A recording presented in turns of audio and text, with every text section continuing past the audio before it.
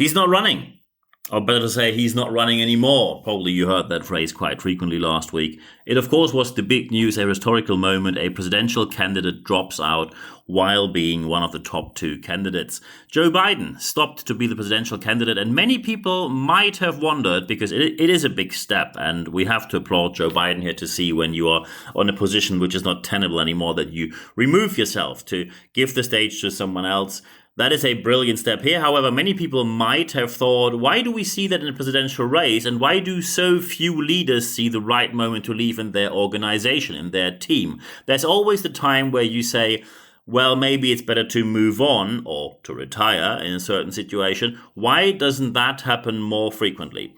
And let's face it, Joe Biden is a presidential candidate who now stepped aside for Kamala Harris, and Kamala Harris became an instant success. Social media works very well for her. The marketing works very well, and the speeches she delivers are excellent. And with the marketing, especially the phrase she chose, "We choose freedom," works very, very well. And the social media game clearly is on her side with many young people. And of course, when you look at donations, the amount of first-time donors who all donated by their free will without buying some sort of weird merchandise, as the other side at the moment does, to refinance their campaign. You see, it's going very, very well. How do you find the right moment when you say it is time to leave your leadership position? Because let's face it, way too often we have leaders who stay beyond the time they should be in the place where they are. And by the way, I had to live through something like that in a speaking association as well, where one member of the board who was really unwilling to be removed and stayed and gave speeches where at the end, many members really thought, when you keep going like that, it looks a bit on a stage that sorry to say that, just stating the facts here.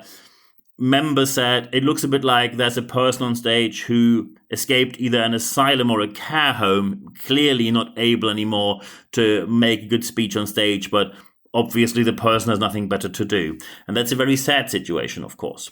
How can you do better? So first, of course, we have to look into the problems. When you miss the right time to leave, when you miss the right spot in time, when you miss the right moment, you harm the organization. Because many people will connect that kind of behavior with the whole organization, not just with yourself. People will often say, this is how the working world is. It will immediately damage your employer branding, immediately leading to making recruiting more difficult, which today is, especially in today's times, extremely challenging already. That immediately makes the cost for recruiting rise. And that becomes an ongoing issue because other leaders will copy your behavior.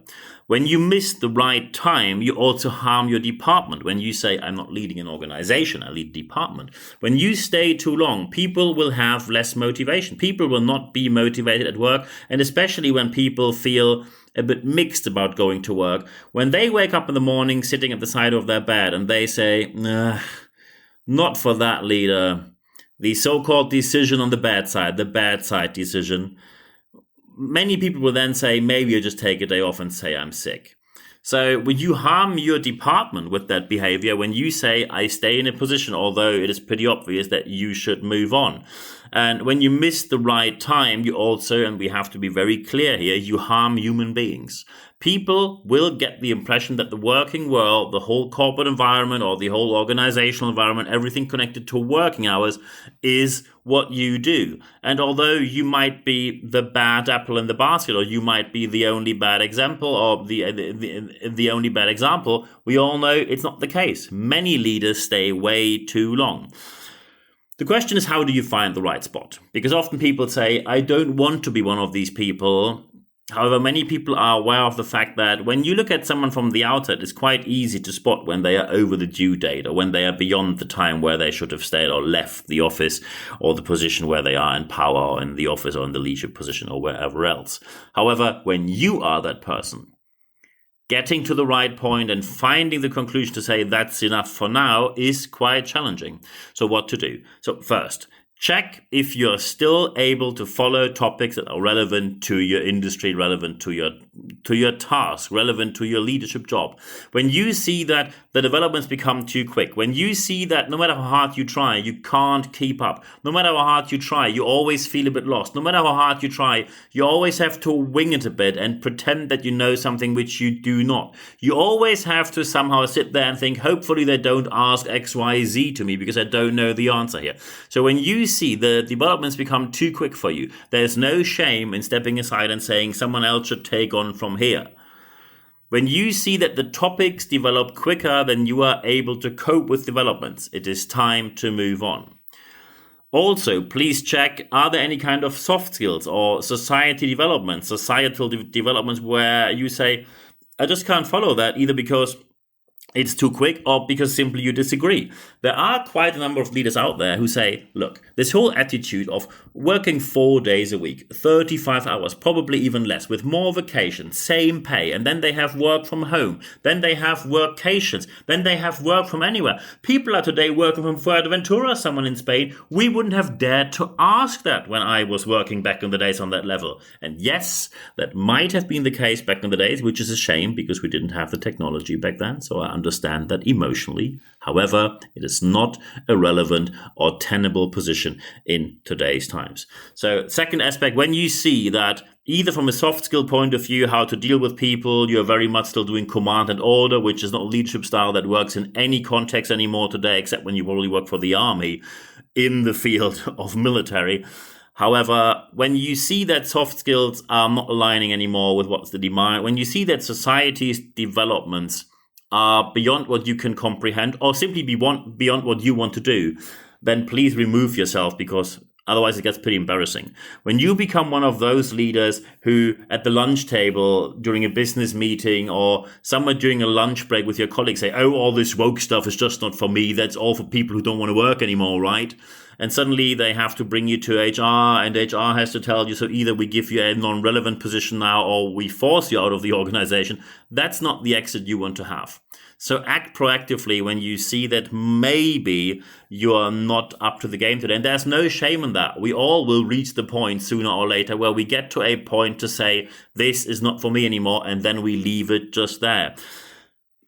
The most important aspect, however, is please check, do you still get through to your target audience? Do you really reach out to people? Do people really follow what you say?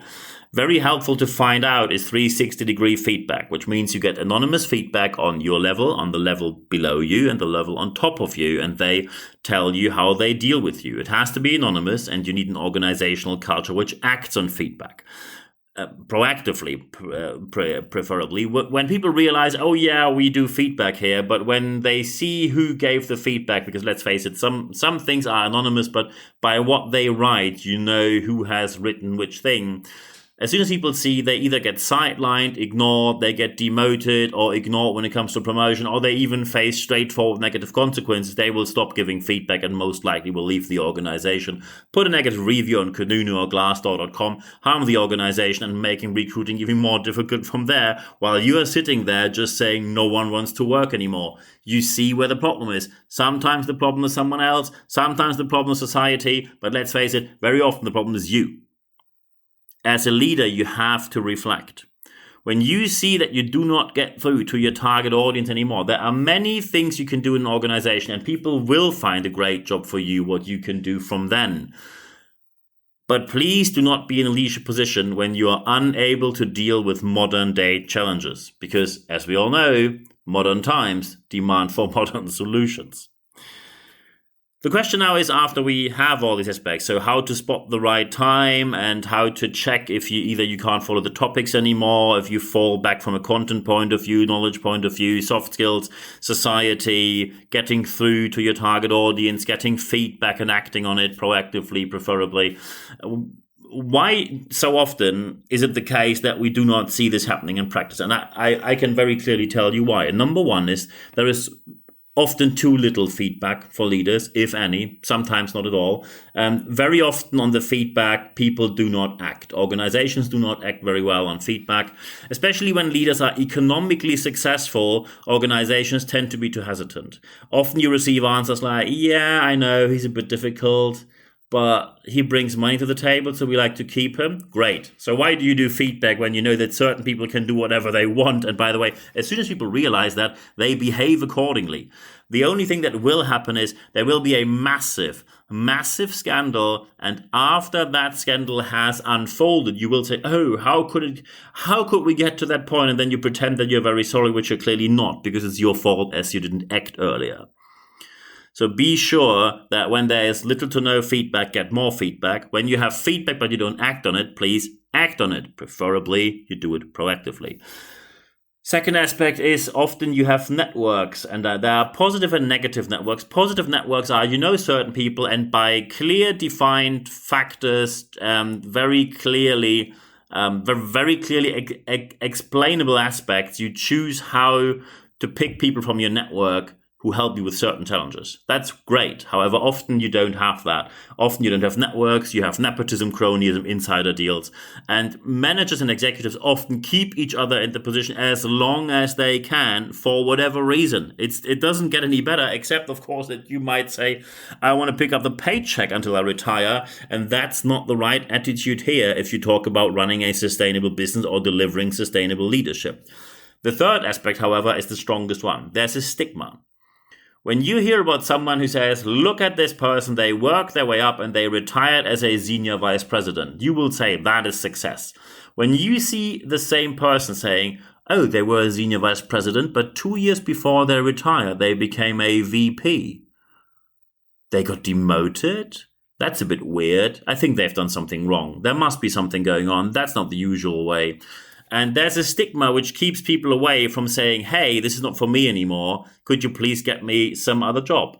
And often there are other jobs available. I give you an example with one of my clients. There was a person who clearly said, look, in today's leadership world, lots of private things have to be discussed at work. People often focus on their private life a lot more than I was used to when I started working. I am now 58. I see this is not the way I want to have a leadership position. I do not want to deal with people on a daily basis and asking them, might you please show up to work tomorrow, or do you want to have more spare time? That's just not what I want to do. And then he asked to get a sales position and simply deal with clients, and he will deal with the clients directly without leading a team. And they found a position like that for him because you do not want to lose the experience and the knowledge, the wisdom these people have. So take away the stigma by offering people an exit, which is another exit than golden handshake or early retirement. There must be a way that people say, look, I'm still able to do the job. I'm good at the job. However, I am probably not the best pick anymore for a leadership position. Or maybe they don't want it anymore, but they don't dare to say because they think maybe it doesn't go down well with the organization.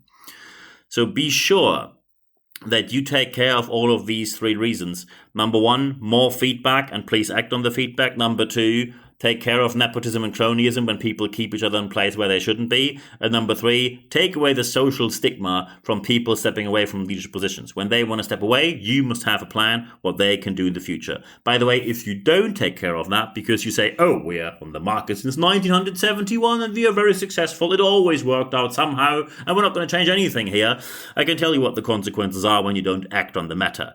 It's bad leadership. You will not get through to your target audience. You will have teams with very low productivity. You will have very low motivation. Very low motivation immediately leads to high fluctuation, employee turnover in your organization. And that immediately means you have to spend more money on employer branding, getting to talent, acquiring talent, developing talent, and recruiting talent in the first place actually becomes a lot more expensive due to the bad reputation you will have on the market. And by the way, all of that leads to less money in your pockets and immediately negatively affects the bottom line. The profit of the organization goes down by that behavior. So as we see here, wrapping this up, how to do it right. You find the right spot with the methods I just told you.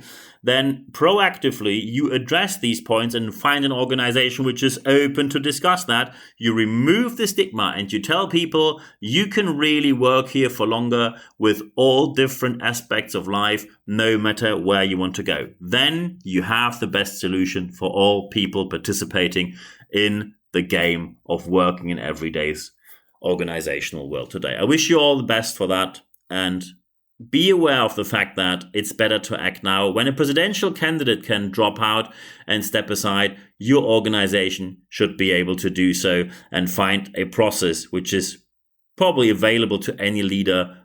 The earlier, the better. And of course, some people might now think that sounds horribly complicated, and it might be. It is not easy, I agree. If you now like to discuss something, just drop me an email. nb@nb-networks.com is my email. Just looking forward to hearing from you. Often, by the way, when you have ideas for the podcast, this podcast episode, of course, happened due to actual circumstances, but many podcast episodes happen because of emails I receive. And of course, if you don't want to have anything mentioned, everything is completely anonymous. I'm not going to mention anyone here, as you see. Happy to discuss anything you like with you. Just drop me an email, nb@nb-networks.com. I put my email address in the show notes of this podcast. Also, I will put there my LinkedIn. So if you like to, just connect with me there, and then we can chat there as well, whichever you prefer. The second step, which I recommend, is go to expert.nb-networks.com, because many people ask, is there anything available which I can either forward to my boss, to my leader, to my colleague, anything? And then some people ask, is it available in different languages? Yes, it is. When you go to expert.nb-networks.com, then you're able to put your email address in there. You receive only one email per week. It's 100% content, ad-free guarantee here. And in this email, you get free access to everything I published on the audio channel or in the written way, in German and English, so it's bilingual. Very important here, it's only free via that channel. If you find articles on any other way, most likely you end up with a paywall. Please do not blame the magazines. Magazines make money from you paying the magazine, so it's important that you do as well. If you want to have free access, please register for the leadership letter on the way I just mentioned to you. I will also put the link to expert.nb-networks.com in the show notes of this podcast. However, the most important step is the third one. Apply what you learned in this podcast, because only when you apply what you heard, you will see the positive change that you obviously want to see in your organization. I wish you all the best doing so. I'm available for help 24/7. Feel free to contact me anytime. And at the end of this podcast, there's only one thing left for me to say. Thank you very much for your time.